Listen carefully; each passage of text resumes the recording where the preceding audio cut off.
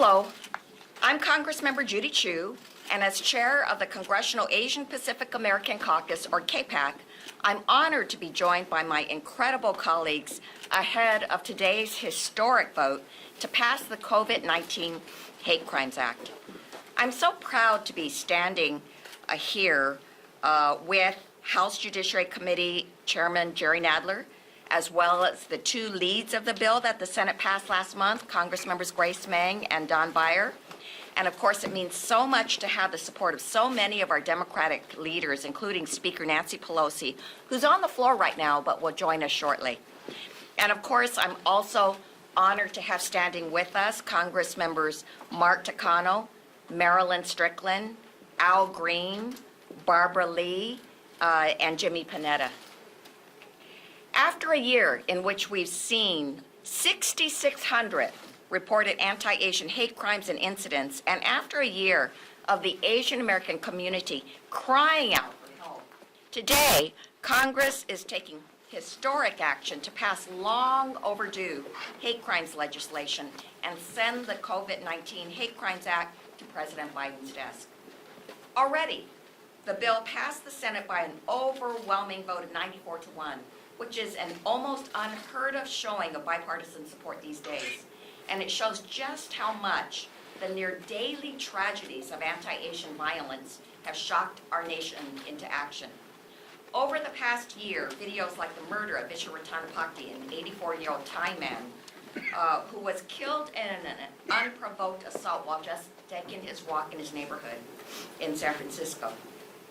Or the 65-year-old Filipino woman in New York City who was violently beaten on her way to church, and yet nobody intervened.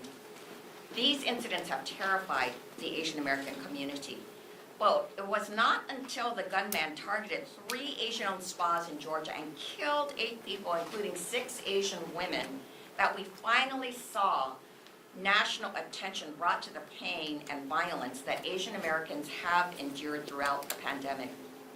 That is why, following these murders, I led a CAPAC delegation to Georgia to meet with the community and speak with the families of those who were lost. And we followed the route that the killer took because we wanted to show how deliberate and intentional he was in going out of his way to target Asian women. It was clear that this was a hate crime. And I'm glad that just last week, prosecutors announced that they would seek enhanced hate crime charges against the shooter. But the sad reality is that hate crimes continue to remain underreported. In fact, 3 states don't even have a hate crime statute in place. That's why today's vote is so important. Congressmember Grace Meng's COVID-19 Hate Crimes Act would help improve our hate crime response by creating a new position at the U.S. Department of Justice to better track and address COVID-related hate crimes and incidents. And this also includes the text of the bill that I co-lead with Congressmember Don Beyer, and that's the Jabara-Heyer No Hate Act, which will improve hate crime reporting and provide resources for states to establish their own hate crime hotlines and resources for law enforcement to improve their hate crime response.